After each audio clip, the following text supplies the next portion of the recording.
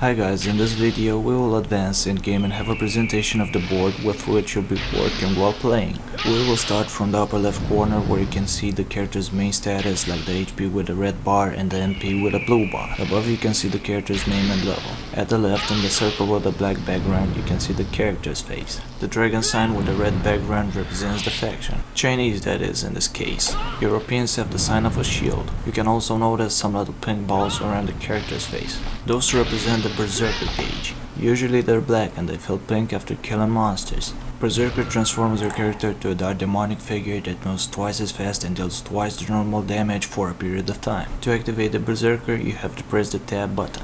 Between the Berserker gauge and the faction sign you can see another ball with a paper sign. Once you click on it you can see a summary of your character's stats like strength, intellect, physical attack, physical defense, magical attack, magical defense, hit rate, parry ratio. The yellow bar appears after you join an academy and shows the remaining time until advancing in rank. On the right side of this, how should I call it, establishment, you can notice a bunch of small boxes each with another sign. Those boxes show the changes in the normal state of the character for a period of time. They're also known as buffs and curses. Beneath the Berserker gauge you can notice a box with a red skull in it. This box starts showing up after you kill your first player. It gives you information about the daily player kills and the murder level. To decrease your murder level you have to kill monsters or get killed by monsters and players. After you get killed by a player your daily PK decreases by 1. This means you can have a max number of 15 kills in a row per day to prevent abuse of player kills. Beneath the PK notification box you can see a bunch of smaller character plates. Those are the party members. The circle with a lock in it toggles the movement of the respective plates on screen. Now let's move on the upper right corner of the screen. Here you can find a minimap with the aspect of a compass with the north, east, south and west cardinal points. Above you can see the coordinates and the current location of the character. If you click on the mini globe attached, the whole area map will pop up. You can also zoom in and out on the minimap using the plus and minus buttons attached. On the left side of the minimap you can see the active pets.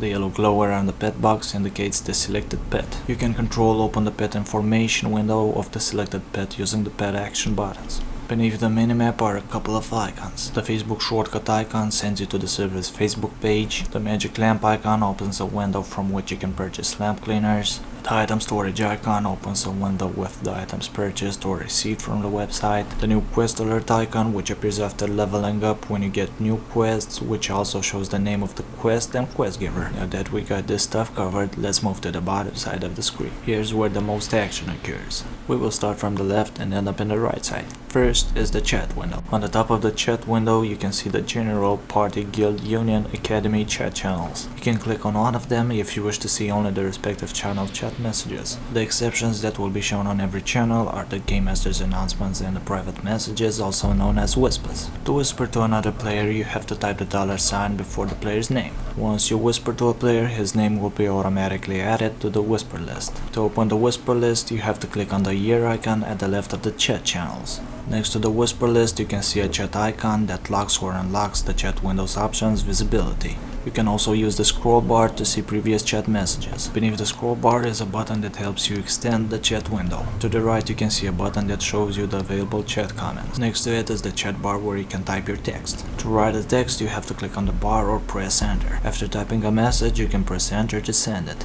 Beneath the chat window you have a panel with the skill experience shown by the yellow bar. When the yellow bar gets full you gain 1 skill point. You can also see beneath the level of the character and the experience percentage you have. Once you gain 100% you also gain level up. Beneath is a long green bar. When this green bar gets full to 100% you gain 1% level experience. Next there's a box with a mouse. It really is one. You can pick and drop skills or actions and use them every time you press the mouse's third button, also known as the scroll button.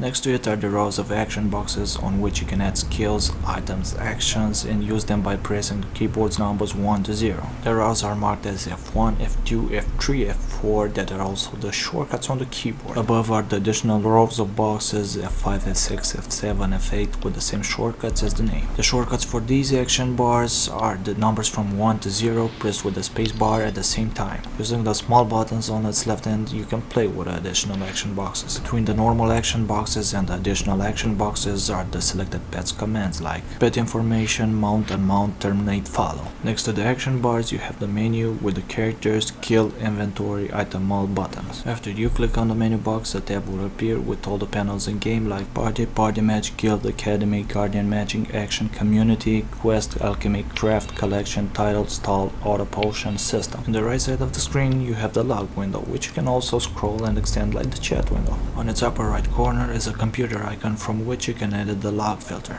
As you noticed in this video, I didn't assist in many of the game's options. Those mysteries will be uncovered on the next video. Until then, guess I'll see you.